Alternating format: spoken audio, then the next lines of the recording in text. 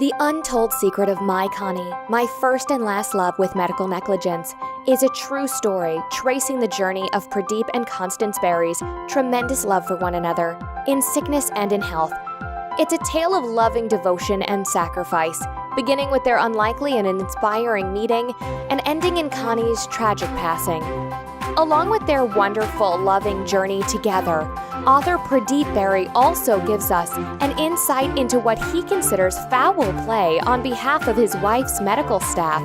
Falsified documents, video evidence, and medical negligence play a major role in the story, serving to highlight Pradeep's long and courageous journey towards justice. When Constance Ann Fuller met Pradeep, he had just arrived from India with a meager $7 in his pocket. While the untold secret focuses upon the medical negligence displayed by Connie's hospital staff, it also sets the stage for how this marriage came together, a marriage which persisted over 40 years, till death do us part. Constance was an intelligent, beautiful young woman, and Pradeep couldn't believe that he had won her love. Within 6 days of their first meeting, they were married. As the author himself would put it, they were one soul in two bodies. Beyond the tragedy and pain that Pradeep experienced, he continues to live with an undying love for his dear Connie. After studying at some of the country's finest educational institutions, earning her master's degree in Spanish language, Constance Berry dedicated her life to teaching. A bright, caring, and compassionate teacher, she brought joy to the lives of so many in her 34 years of educating. Having already taught professionally at many top universities and schools, she began to give up her time in order to teach for free, often going down to the local library and giving lessons to children and other students in the community. She was a light, not only in Pradeep's world, but in society at large. This is what makes her passing all the more tragic. Pradeep believes that without the medical negligence of the doctors placed in charge of her care, Connie may have gone on to spend another 20 years doing what she loved most. It all began with a fall on the morning of February 20th, 2015. Prior to Connie's fall in February 2015, there had been biopsy results which indicated cancerous water around Constance's lungs. When Pradeep suggested a second opinion from University of Chicago's Dr. Ravi Saja, Dr. Brockstein refused to get a second opinion.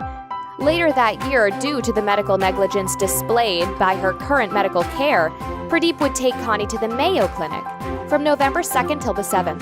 There, they learned the big bombshell. Connie was given a palliative care title. It took 18 days for Constance's doctor, Dr. Brockstein, to call and tell her to see a breast cancer oncologist. At first, the meeting did not look so promising. Dr. Merkel lost his temper with Pradeep, stating that with 30 years of experience, he did not need to be told by any Mayo Clinic doctor what to do. However, Pradeep sought his forgiveness, and eventually, both he and Connie were very happy with Dr. Merkel's positive responses to the planned treatment. This would all set the stage for Connie's fall, early one February morning. Pradeep acted immediately, alerting the paramedics who rushed her away. They assured him that it was merely a preventative check and that things would be fine. It's here that Pradeep and Connie's tale takes a turn for the worst. Shortly after arriving, Pradeep noticed that the Do Not Resuscitate sign still hung over Constance's door. He alerted the staff, and both he and Connie requested that they change the sign to full code. In the event of an emergency, they wanted to be sure that Connie would be given the help she needed. The nursing and hospital staff on duty agreed, returning to tell the happy couple that the sign had been changed. This would mark the first instance in a long and complex line of events which Pradeep believes to be the cause of Connie's premature demise. Constance was scheduled to be discharged from the hospital only a few days after arriving. Despite a minor infection for which Pradeep would go down to the store to fill her prescription, the tests all came back fine and she would be cleared to leave the hospital. Sadly, this day would never come. It's 6:31 p.m. on a February evening. Pradeep and Connie are together in the hospital. She's eating a salad and Pradeep is there with her just chatting. Suddenly, Connie is short of breath, perhaps without enough water to help the salad go down. At this point, Pradeep alerts the staff. Ever since leaving his high-profile position in the financial and banking world, Pradeep has taken close care of Connie and her condition. He knows when his dear wife is not well. The nurses came and offered Connie some water, making her bed more comfortable and the like. However, to Pradeep, it was clear that something was wrong. He shouted for help, this wasn't normal, and he couldn't just sit by while his darling struggled for air. Later on, he reflects that if he had known it was happening, if he had known CPR, he would have intervened himself. Connie was going into cardiac arrest. Fortunately, Pradeep's shouting had gotten the attention of the senior medical staff, and they recognized the problem right away. They knew that she needed CPR, and yet they didn't do anything. At this point, Pradeep couldn't understand what was happening. "We can't do anything while the do not resuscitate sign is up," they said. Pradeep was ferocious with them, raging about the room like a tiger, in the Indian-born author's own words. He demanded that they do something.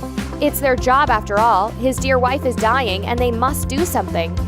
The scene lasted 9 minutes until eventually the doctors gave in and began CPR. Alas, the damage had already been done. In those 9 minutes of hesitation, Pradeep Berry is convinced that his wife's tragic destiny had been set. For the 2 weeks following the dramatic CPR scene, Pradeep tells us that Connie was put on a ventilator. He, Pradeep, was given full power of attorney over her body and care. If any important decisions were to be made with regards to her treatment, he would need to be informed and eventually make the decision if she could not. At least, that's how it was supposed to be. Sadly, the untold secret reveals information about the hospital's failure to respect this fact. Pradeep explains in specific detail the moments and points at which he and his wife were deceived by their own medical staff. In order to understand the context of this negligence, the author provides the reader with a brief history of Constance's family relations. He reveals that Connie was not close with her family, that she hadn't seen her brother Michael in a long time, so perhaps it was no surprise that he did not come to visit her while she was in the hospital. In the days and weeks following Connie's passing, Michael did not attend any of the services made in her honor. His only gesture was a phone call, the details of which revolved around Connie's financial situation. So how does this relate to the medical staff working at Constance's hospital? Pradeep believes that it exposes one major falsification of documents. Michael never set foot in the hospital, and yet he appears in the medical records. It is here that the author begins to reveal some of the mysterious operations of the hospital and its staff. From being relentlessly told to leave the hospital by a social worker, to a page of dialogue in the medical records which apparently never happened, Pradeep takes us on a ride through the medical negligence which he believes responsible for the abrupt end to his wife's life. On returning to the hospital 16 months after Connie's death, Pradeep was even threatened with police arrest if he ever returned to the hospital, simply for asking questions about the details of Connie's passing. The Untold Secret is more than just a compilation of falsified documents and shady dealings. It's the story of a man's quest for justice.